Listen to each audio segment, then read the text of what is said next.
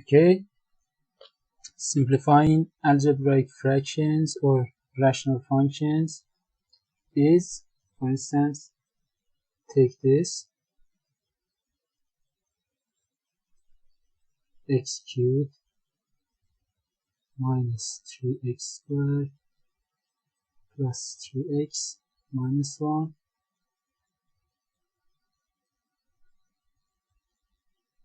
is denominator, and x cubed minus x squared minus x plus 1. It is the denominator. Okay, now simplifying this is reducing the degrees of numerator and denominator if it was possible. So how could we do that? One way is factoring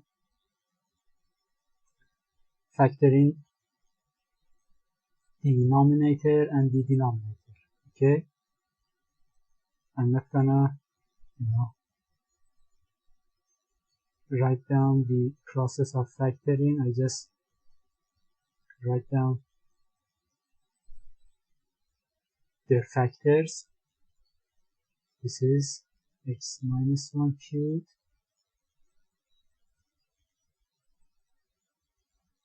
and this is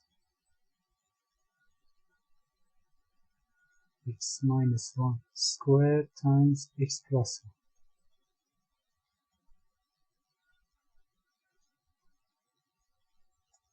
1. Okay, now this is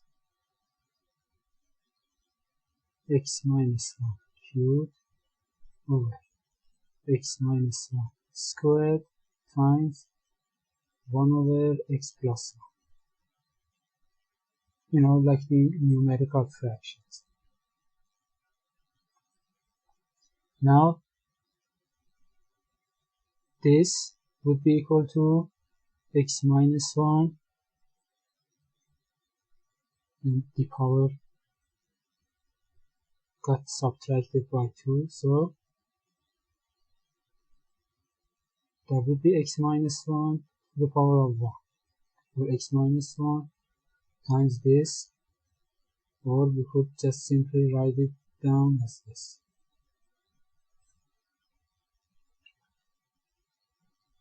Now we just simplified this fraction. Now, why do we,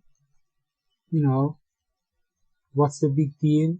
Why do we need to simplify fractions?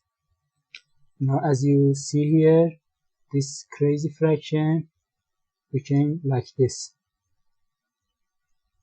And we don't just want to write down fractions, and we may need to add or subtract or multiply this by another thing, another, say, another algebraic expressions or fractions.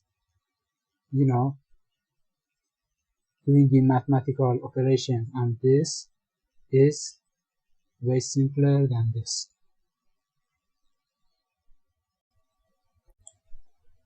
Or we may require to solve an equation containing such a fraction.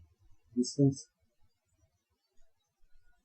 we require to solve this plus x squared equals 0. Find the values of x which satisfy this relation. So, here in solving equations containing fractions, I haven't talked about it yet, but let me say a little. So we should add these two first, and I haven't talked about adding and subtracting for algebraic fractions yet, but I talk about it starting 2-3 videos later. Okay, so after adding, this would be equal to this fraction,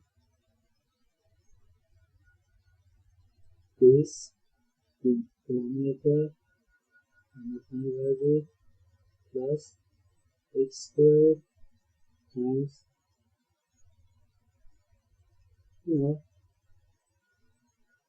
like the numerical fractions. Okay, now equals to 0. Now here, in order this to be equal to 0, its numerator should be equal to 0. Right? So 0 over everything would be 0. So here we got our denominator is of the degree of 5. Okay, so in order to solve that, we should solve an equation of the degree of 5, a polynomial equation of the degree of 5. But if we instead of this simplify it to its